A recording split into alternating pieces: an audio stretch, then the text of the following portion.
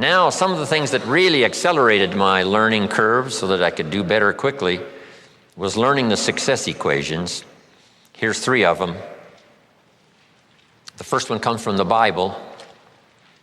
The question was asked, 2,000 years ago in the Bible, according to the storyteller, what is the key to greatness?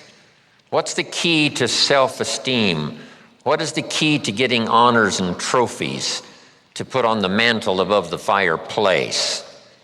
What is the key to receiving great respect? What is the key to wealth and abundance? What is the key to all of that, an extraordinary life? And here's the answer that was given. Capsule form, according to the storyteller, the answer was, find a way to serve many people. Find a way to serve. Find the ways and means. Start rendering service. The more you serve, the greater your fortune. Service to many leads to greatness. Key. Next, John Kennedy. Speaking of politics today, we're surrounded by political speeches.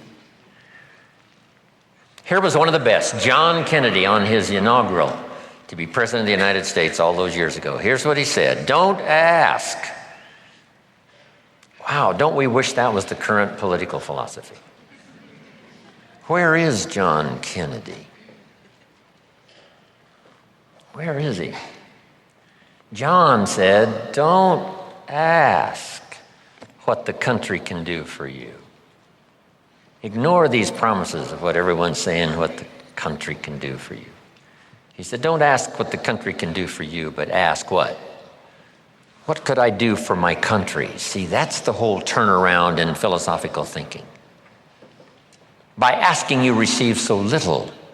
By serving, you receive so much. So rather than settle for the pennies of what someone could do for you, why not turn it around and find some way to serve? It's a pretty simple process. Here's what I taught the Russians. Johnny mows Mrs. Brown's lawn. She pays $3.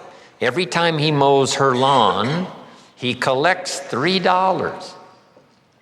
Thinking in terms of what could I do for my country? Surely Mrs. Brown is one of the members of the country. So he mows her lawn and collects $3 and starts what we call an income and a career. Now what's next? And here's what the Russians were excited about. What if Johnny gets Pete to mow Mrs. Brown's lawn? She still pays the $3, but now Johnny gives Pete $2 for mowing the lawn and keeps $1 because he's the one that got the work. Now we have the beginning of an entrepreneur. Now we have the beginning of fortune.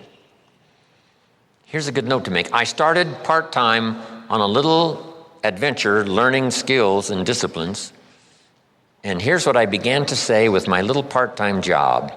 I said, I'm working full-time on my job and I'm working part-time on my fortune. And the reason is because I found the mechanics. I found the philosophy. I started working it, serving other people.